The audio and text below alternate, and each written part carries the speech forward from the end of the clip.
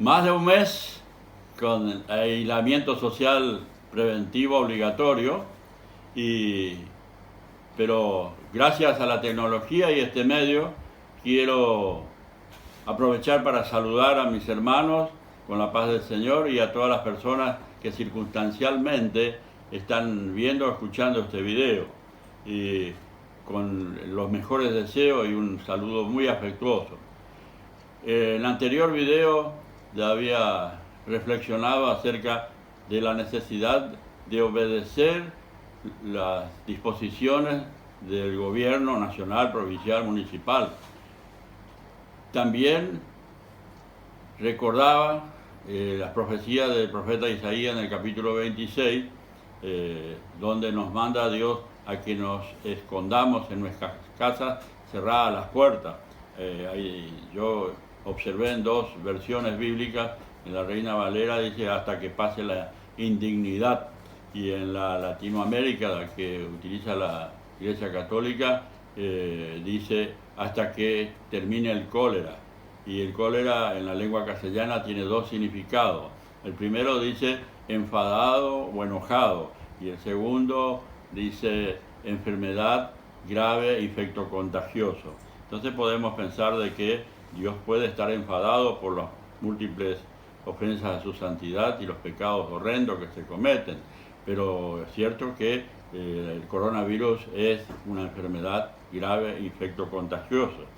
Y hoy quiero referirme a la necesidad de la oración.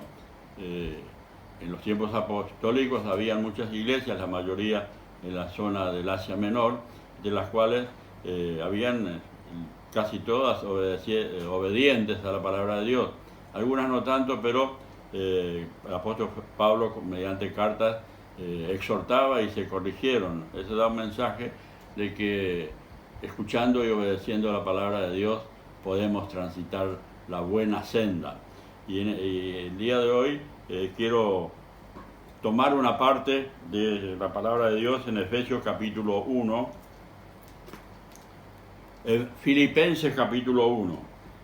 El versículo 3 al 5 dice: doy gracias a mi Dios siempre que me acuerdo de vosotros, siempre en todas mis oraciones, rogando con gozo por todos vosotros, por vuestra comunión en el Evangelio desde el primer día hasta ahora. Importante lo que Pablo escribe acá, refiriendo a que ellos permanecen en la comunión del Evangelio y que él está orando por ellos, ¿sí?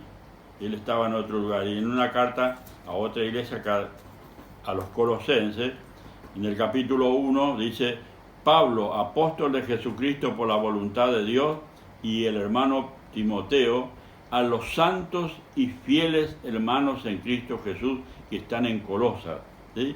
Santos sabemos que es la persona apartada por Dios para su servicio. Lo importante es que él resalta acá que son fieles, ¿sí? Es una iglesia fiel. Y todo el capítulo, si leemos todo el capítulo, encontramos de que es una oración casi constante de gratitud y de intercesión. La síntesis de la intercesión lo encontramos en el versículo 9, que dice: por lo cual también nosotros, hablando en plural, o sea, él y su entorno, ¿sí?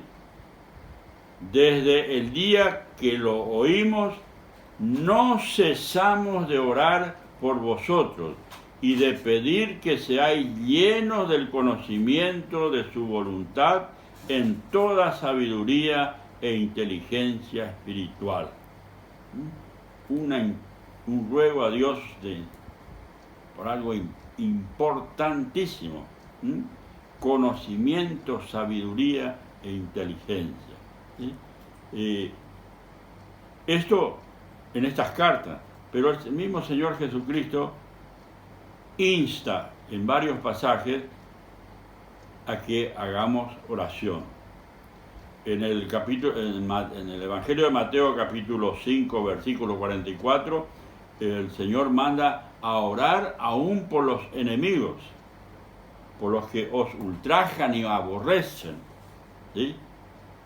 Y cuando sus discípulos navegaban el mar de Galilea, él se fue a orar solo. Pero lo más que me llega de la actitud de nuestro Señor Jesucristo es la oración de intercesión a nuestro favor.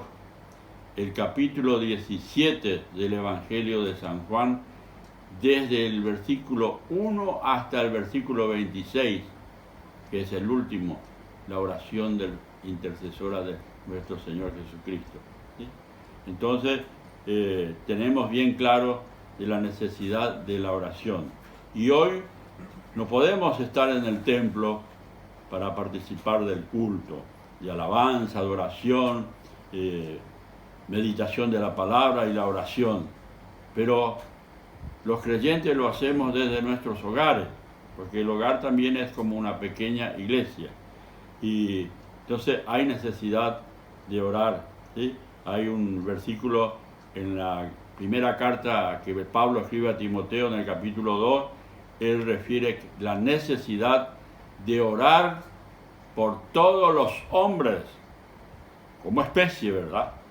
Pero acentúa con respecto a los que están en eminencia.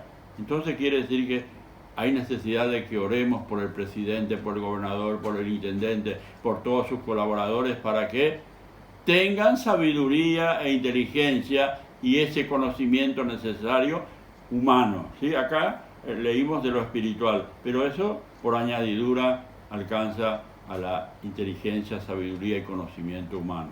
Oremos por ellos. Oremos por los hermanos que están enfermos. Oremos para que prontamente se puedan abrir, se pueda flexibilizar esta cuarentena, porque hay hermanos que están sin trabajo y dependen del ingreso del día a día. Oremos para que después de esto no haya escasez laboral. Hay muchas peticiones. Dejo en la mente de ustedes y en sus corazones el deseo y lo animo a seguir orando. A cada uno de mis hermanos y toda persona que está viendo y escuchando este video, les digo que mi petición es que Dios les bendiga ricamente, les fortalezca espiritualmente, les ayude a enfrentar esta dificultad y que la protección de Él sea sobre todos ustedes. Amén.